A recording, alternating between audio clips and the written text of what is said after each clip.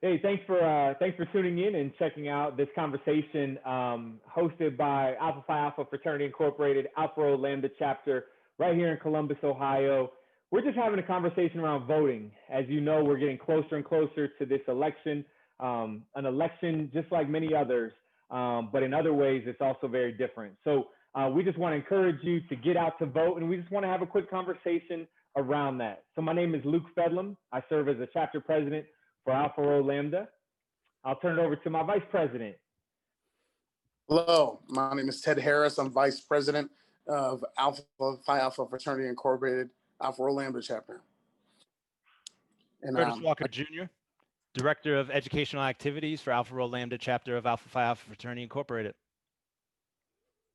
Hello, my name is Nathaniel Stewart. I am the chair of A Voteless People is a Hopeless People for Alpha Rho Lambda Chapter, Alpha Phi Alpha Fraternity Incorporated. All right, Brother Stewart, listen, so you said a mouthful, right? So you just talked about voteless people is a hopeless people. So why don't you take a few minutes, and just share with everybody what exactly is voteless people is a hopeless people?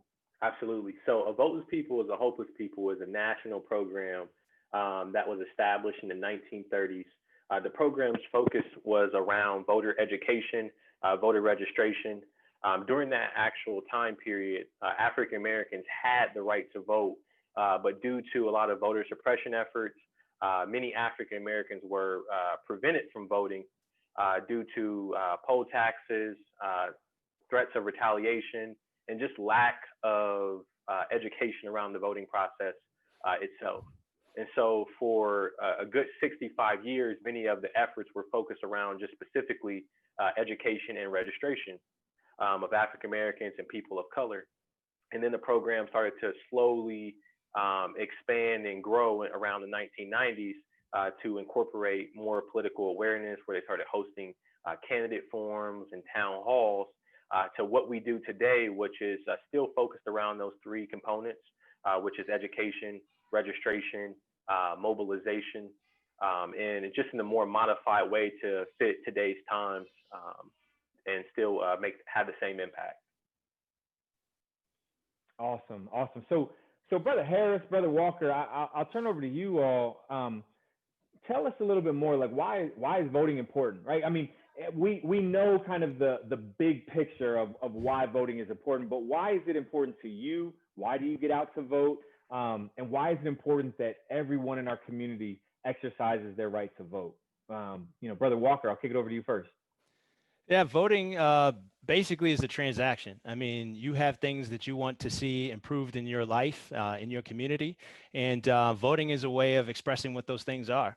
And if you want to see some additional funding for education, for resources that improve your community, you want to hear your voice being reflected in those that are representative of you in the particular offices that they serve, and voting is the way to do it.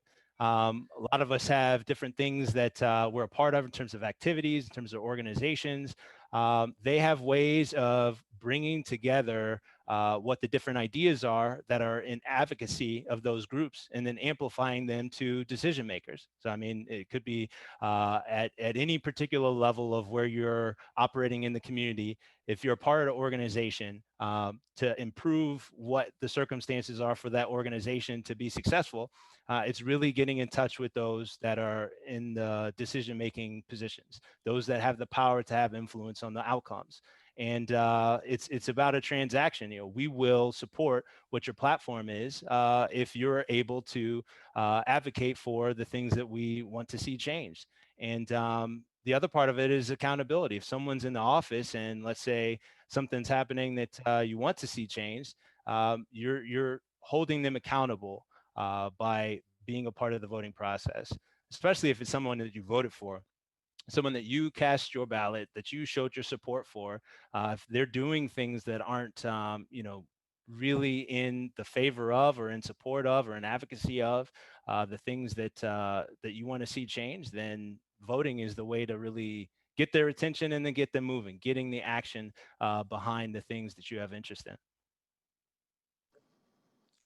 I'm going to really echo a lot of the things that Brother Walker said there. Number one, accountability. Just like Brother Walker said, I know a lot of people in my private circle, private citizens, that are very opinionated on different things that go on in their lives, decisions that are made. But really, how many of those people exercise their right to vote or really organize to make sure that their voices are heard? This is an opportunity that's not necessarily a privilege, but it's our right to vote. There's so many people that came before us in terms of African Americans that literally laid down their lives and sacrifice their families in order for us, the future, to have this opportunity to cast our vote for people that will lead us and decision makers in our community.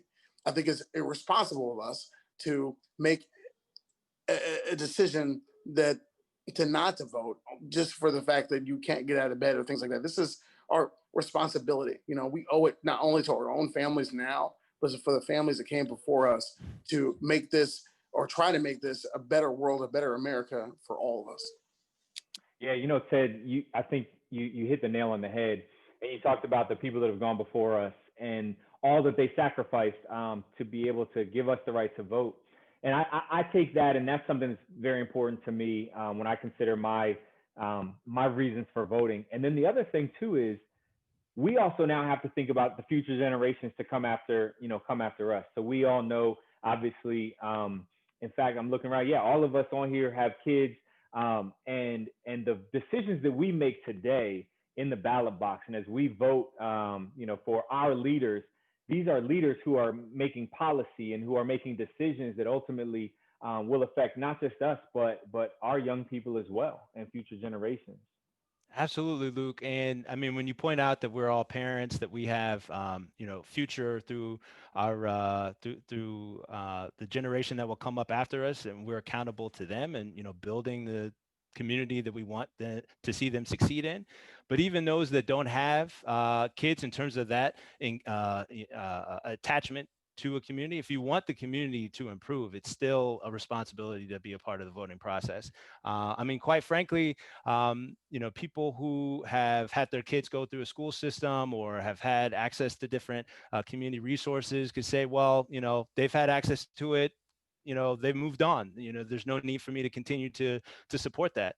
But I say, I mean, the community at large will suffer if you don't continue to support to enrich the community that you live in. You're a partner in that, and I feel like you can't walk away from that as being able to reap the benefits of being a part of the community, but not contributing to it just the same. And I think, with that being said, talking off of Luke and Curtis, both of your points, looking at talking about community, talking about partnership, why, I guess for me, the question would be, why is it important, in talking to our audience, is just why is it important to actually vote down the ballot? Yeah, listen, I think it's a great question, and it's so critically important because obviously right now, there's been so much conversation about our presidential election, and please hear me when I say it is absolutely a consequential conversation in terms of who ultimately will serve as the next president of the United States. But there's so much more to it, right? There are so many more ballots to be cast for various positions that we see. And so when you look at the ballot, it's critical that we take the time to educate ourselves as to what else is going on that we're voting for, because those are things that are going to have this impact in our day-to-day lives. So you think about the judges that we're voting for, right? Here in Franklin County, the prosecutor, right? The prosecuting attorney is on the ballot. Thinking about auditors, right? And you think about the people that are impacting, property tax and home valuation and things like that. We're talking about people who are absolutely affecting our day-to-day. And so we have to take that time to look and see, what is that sample ballot for where I live, and who are these people that are running, and encouraging our family members, our friends, our community to do the same, and to take 10, 15 minutes to just at least understand who it is that you're voting for, what they represent, so that you can make decisions that you feel like are in your best interest as you're casting your vote. But you got to vote down the ballot. And we know, I don't know the statistics off the top of my head, but we know that in presidential elections, oftentimes people will vote the top of the ticket and then just cast their ballot as opposed to going through everything else. I highly implore people to take the time to understand who else is on the ballot, what other issues exist on the ballot, inform themselves, and then cast a completed ballot. At the end of the day, where are you going to be a few years from now? Think about 3 years, 4 years from now, where you're going to be. And reflecting back in 2020, we had the decision, we had the opportunity to cast a vote to say, okay, I made a decision for my family. I made a decision for my community. I know for one, I want to make sure that a few years from now, when I reflect back on decisions that I made in 2020, that I can be proud of that. So that not only goes for the presidential and things at a national level that have big funding, but the things that are going on locally that directly affect me and my family.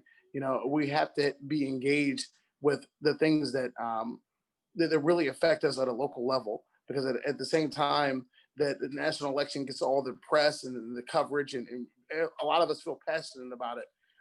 I think it's equally, if not more important, to understand and be engaged at the local level to ensure that you understand what you're voting on that could affect you and your family immediately, and hold those individuals accountable. Casting a vote and sitting down and waiting another 4 years to listen to somebody's campaign, that's not being involved. Being involved is in making sure that you are writing letters to your local congressman, ensuring that your voice is heard, ensuring that you organize with like-minded individuals to where your concerns are raised and understood and considered. Yeah. Go ahead, Brother Nate. Yeah, I just want to say thank you both for responding to that question, because I feel like a lot of times as a millennial, we get so focused and tied into a lot of the press and the parade around the national election that it takes a lot of attention off of the candidates who really, truly have the most impact on our lives. Like you talked about the evaluation of our property taxes and voting for the Franklin, the auditors, and those different seats that come available, and really researching those seats. And I feel like, speaking to that, that's the significance of voting down the ballot. And I feel like a lot of times we get kind of caught up in the moment of just the presidential election and all of the press around that, and we don't look at educating ourselves on the ballot. We're just so focused on the Democrat, the Republican Party for presidency, and I feel like that really kind of takes a lot of the education or awareness away from the candidates that we really should be focusing on from a local perspective.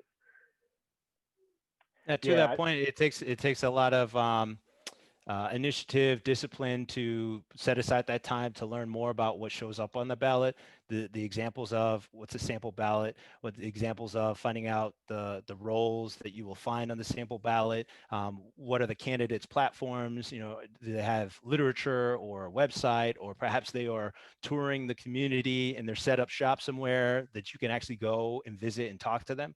I just went to a voter canvassing event yesterday, knocked on a door, had a guy come out, and he was looking at the lit and just said, I'm not going to vote because I can't, if I have an issue, I can't go to, and he focused on the president, I can't go to the president and say, I have an issue with this. And, in the moment, just in pointing out what else is on the ballot, a response could have been, well, if you have an issue with the county prosecutor, you can find out who that person is. You could contact them directly and express what that issue is. And they could have a direct impact on someone that or possibly even you personally. So if there's something that you want to see that you have an opinion about, and then you want to connect that to a person that can really impact that, then it's really about down ballot. It's really about the other positions in public offices that will find themselves beyond just focusing on the top of the ticket, the general election. So that's the education piece. It does require taking that initiative, that seeking out that education, but there are platforms that do that in a nonpartisan way as well. Just trying to give you the information about the history, about what the current platform is, and then how to get in touch. And then from there, it's how you use that information. And that's why I think it's important to make those connections, because for some people pull from different places. For example, the gentleman that you spoke of, like, he may pull from more of a financial standpoint, and being able to make that connection of how voting down the ballot could impact him financially sometimes will inspire or motivate people to do their research or take that an extra initiative to educate themselves, especially if there's a financial impact connected to voting. And so making that connection, that's why I think is important. Talked about home values and how that could be affected. And so I don't know if there's a way that we could even look at like how do we tie in that financial stability and that impact when it comes to a civic and voters engagement perspective.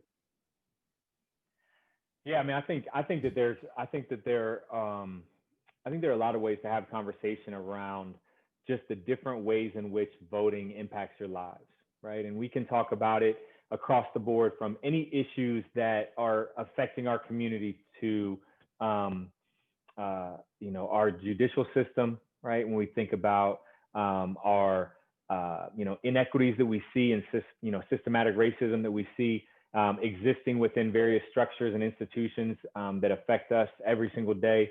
If we think about wealth and wealth gap, I mean, there are a lot of different ways to tie, the various social aspects of what we see and what we deal with on a day-to-day basis, I think, into the power and in the importance of voting. But I want to ask the three of you brothers a question, and I'll share my thoughts as well. A lot of times we have these conversations, and there are easy kind of taglines that we can use, right? We hear, voteless people is a hopeless people, or first of all, we vote, or, just you got to vote, one voice, one vote, or whatever it might be. When is it in your lives that voting became real to you? What experience did you face? What caused it to be something that you said, I have to do this. I've got to get out and vote. I'll share my thoughts briefly, which there were two.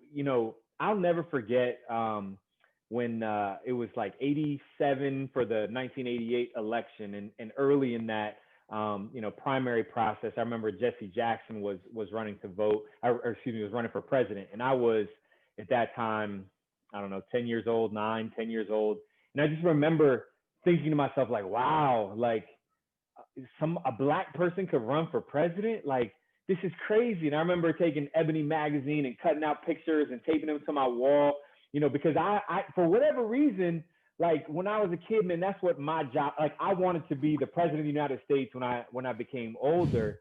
And just as a side note, I've totally lost that desire, but I really did. It just became real to me, like, wow. And I was 10 years old, so I couldn't vote at the time. So fast forward, and when I was in college, I still had that same desire. I still wanted to become the president of the United States at some point in life. And I was at Wake Forest University undergrad.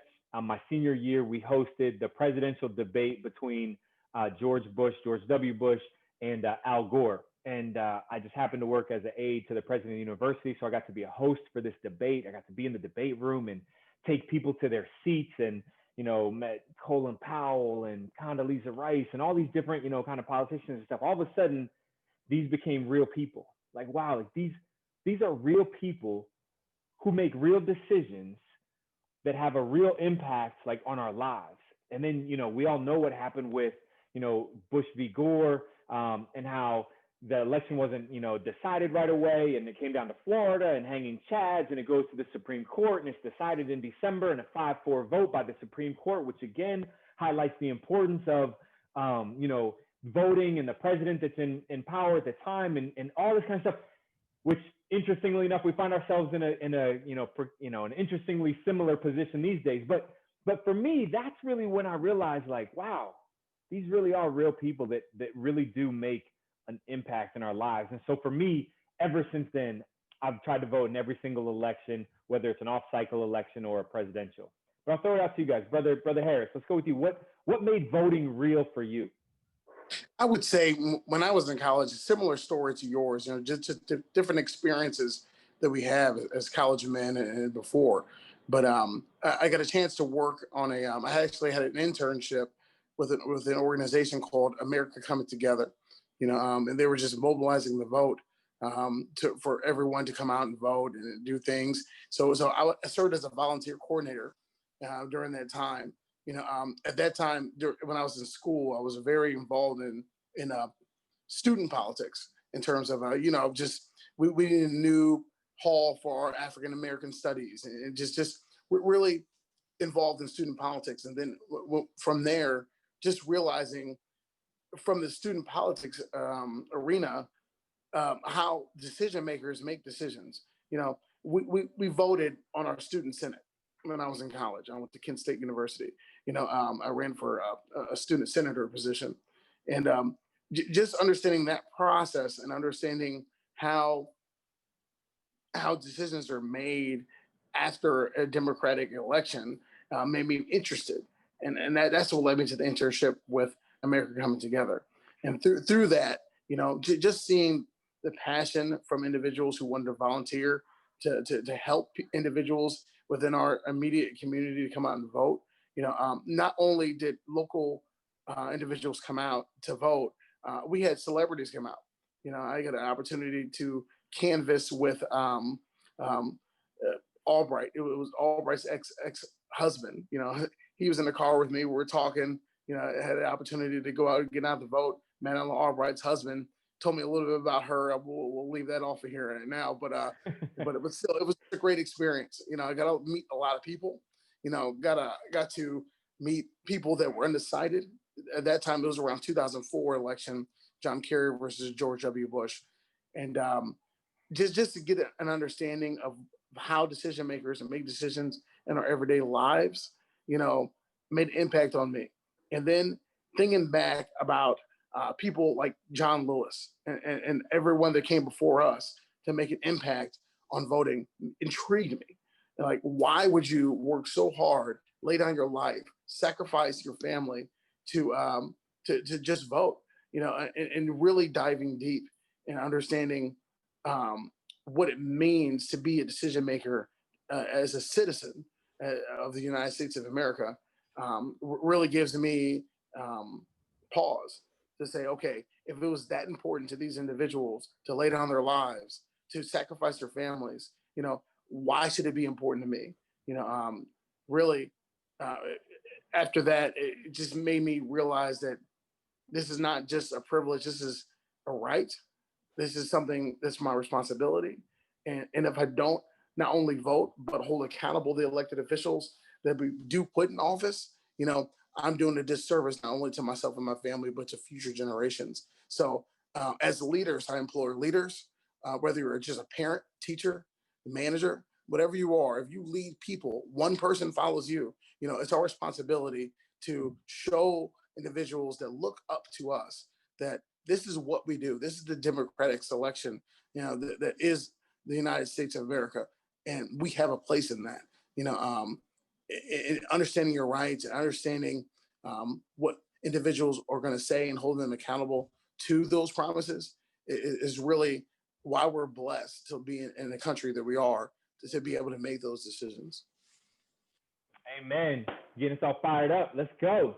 Brother Walker, what about you, man? When did voting become real for you? Yeah, I'd say in adulthood, I'd say in the past 3 years, getting connected to the Poor People's Campaign led by Reverend William J. Barber and Liz Theo Harris, and a reimagination and extension of the 1968 campaign, the Poor People's Campaign, where Dr. Martin Luther King Jr. and other leaders in the community were bringing the poor and destitute to the decision makers. So going to Washington, D.C., marching from all states across the union and going there and showing the immense impact of those that are held at ransom in the life state and condition of poverty. And understanding all of the organization and efforts that were required to make that successful, and the ways that The small organizing at a local level then led to coordination across states, across the nation, led to the March on Washington for Jobs, led to other civically engaged activities, and then the Voting Rights Act being passed, the civil rights legislation being passed. So the organization that was required started at a community level, at a grassroots level. And where I saw this really written and discussed at a greater length was this book that I read just a handful of years ago by Hassan Kwame Jeffries, which is Bloody Lowndes, Civil Rights and Black Power in Alabama's Black Belt. And that really detailed how they coalesced and created a community that was so engaged, that was so inspirational amongst themselves to be able to change their circumstances. And quite frankly, the Black Power movement and the Black Panther Black Panther Party drew their inspiration from what happened in Lowndes County, Alabama. So seeing this and connecting the dots, staying civically engaged, being a part of a community that wants to see change, those experiences, really, sowed a seed and, got me amped up and more amplified to be kind of have an ear to the ground in terms of what's happening at national level with the Poor People's Campaign, also with other national efforts that are really focused on what's been the experience of those in the Black community in this country, specifically the American descendants of slavery, and how have they been instrumental in creating the infrastructure for the United States to be successful, and what is the argument in the very well laid out case for reparations to provide us with an opportunity to be compensated and create a platform and foundation for us to be successful in the future based off of a debt that is owed because of the circumstances that we were put against in creating and being instrumental in the success of this country. So understanding the impact of political education, being a student and wanting to also contribute to those dialogues is what's drawn me to this day and the energy moving forward. Woo, you out here dropping knowledge. We could take that and have an entire another conversation on that. So thank you for sharing that, Brother Stewart. Your thoughts? Yeah, so I'll keep this brief because I think a lot of perspective was shared, a lot of history was shared. For me, and the generation I come from, a lot of our focus is around like energy, vibes, getting a part of the movement, questioning the system. And I think that's where we derive a lot of our influence from. And with that being said, for me, coming in as an 18-year-old, finally having that rite of passage to vote, this was the election that Barack Obama was in. So having that energy around electing the first Black president. I remember we were outside. It was me starting college, my freshman year of college in 2008, and they announced President Barack Obama as the winner. And I'm just like, oh, and we're all outside waiting for him to announce it.